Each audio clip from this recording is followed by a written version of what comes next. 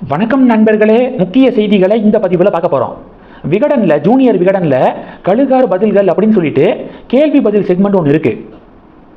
கேட்கக்கூடிய கேள்விகளுக்கு விகடன் டீமும் பதில் கொடுப்பாங்க. இந்த செக்மெண்ட்டில் ஒரு கேள்வி, கழுகாரே எப்போ பாருங்க ஆதாரம் இருக்குன்னே சொல்கிற அண்ணாமலையிடம் அப்படி என்ன தான் ஆதாரம் இருக்கும் அப்படின்னு சொல்லிட்டு ஒருத்தங்க கேள்வி கேட்டிருக்காங்க. அதுக்கு விகடன் டீமு ஆடியோ அல்லது வீடியோ அப்படின்னு சொல்லிட்டு பதில் கொடுத்துருக்காங்க. விகடன் டீமுடைய இந்த பதிலை ஷேர் பண்ணி தமிழக பாஜக கும்பல் அண்ணாமலையை சீன்றாங்க.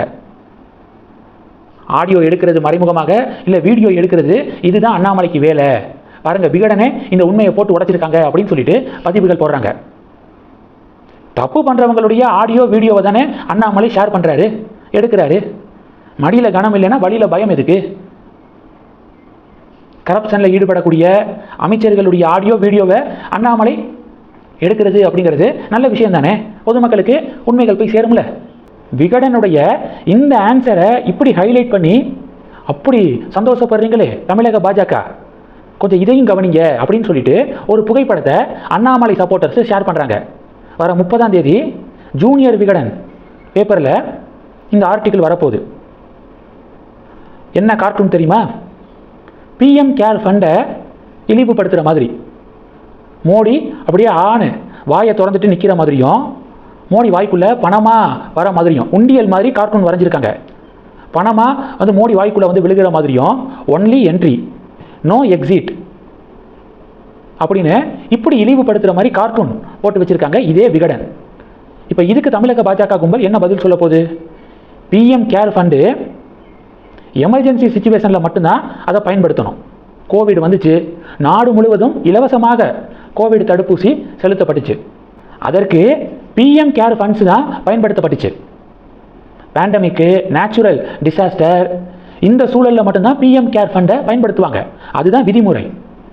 அபிஜித் திப்கே லூசு மாதிரி பிஎம் கேர் ஃபண்டை ஏன் பயன்படுத்தி ஸ்கூலை டெவலப் பண்ண மாட்டீங்க, இந்தியா முழுவதும் இருக்கக்கூடிய அரசு பள்ளிகளை பிஎம் கேர் ஃபண்டை வச்சு முன்னேற்ற பாருங்க அப்படின்னு சொல்லி லூசுத்தனமாக பேசியிருந்தான். அவனுக்கு ஜால்ரா போடுற மாதிரி விகடன் இந்த கார்ட்டூனை வெளியிட்டிருக்காங்க. Only entry no exit PM care funds அப்படின்னு சொல்லிட்டு திப்கேவுக்கு ஜால்ரா போடுற மாதிரி இருக்கு இந்த விகடனுடைய கார்ட்டூன். மத்திய அரசாங்கம் விகடன் மீது என்ன நடவடிக்கை எடுக்க போகுது? சம்பந்தப்பட்ட துறையுடைய மினிஸ்டர் யாரு? எல் முருகன். விகடன் மீது இப்பயாவது நடவடிக்கை எடுப்பாரா, எடுக்க மாட்டாரா? முதல்ல விகடனுடைய இந்த கார்ட்டூனுக்கு விகடன் மீது நடவடிக்கை எடுக்க பாருங்க. நாட்டை ஆளக்கூடிய பிரைம் மினிஸ்டரை இப்படி இழிவுபடுத்துறதா அப்படின்னு சொல்லிட்டு ஆக்ஷன் எடுங்க. அதெல்லாம் பண்ண மாட்டீங்க. 24x7 அண்ணாமலையை குறை சொல்றது, அண்ணாமலையை மட்டம் தட்டுறது, அண்ணாமலைக்கு எதிராக எங்கேயோ எவனோ பேசியிருந்தா அதை தங்களுடைய சமூக வலைதளத்தில் ஷேர் பண்ணி மகிழ்ச்சி அடைஞ்சுக்கிறது. இப்படிப்பட்ட ஒரு மோசமான சூழலுக்கு தமிழக பாஜக தள்ளப்பட்டுருச்சு. மீண்டு வருமா? மீண்டு வர்றதுக்கு ஏதாவது பாசிபிலிட்டி இருக்கா? தெரியலை. இந்த செய்திகளை பற்றி உங்களுடைய பார்வைகளை மறக்காம கமெண்ட் பண்ணுங்க. தொடர்ந்து கணக்கில் இருங்க. அடுத்தடுத்து நிறைய பதிவுகளை பார்க்க போகிறோம். நன்றி. ஜெய் ஹிந்த்.